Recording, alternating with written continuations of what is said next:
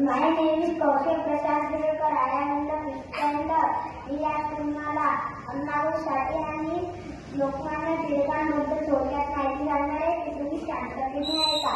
साधारण आठेपर्यंत अण्णाभाऊ साठे यांची आठवण कधी मिटणार नाही. अण्णाभाऊ साठे यांची आठवण कधी मिटणार नाही.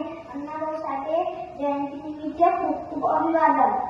नमस्कार, मी लोकमान्य टिळक बोलतो. मी लोकमान्य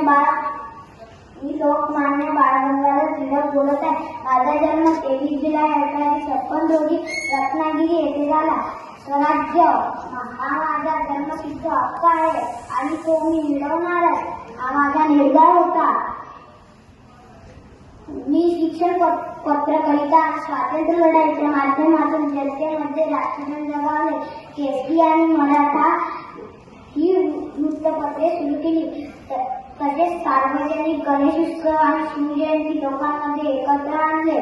भारताच्या स्वातंत्र्यासाठी मी आयुष्यभर संघर्ष केला. देशभक्ती आणि धैर्य आणि स्वाभिमान हेच माझे जीवनमूल्य होते. धन्यवाद. दुसरे आपले लोकमान्य आपलं मत मांडणारे नितीश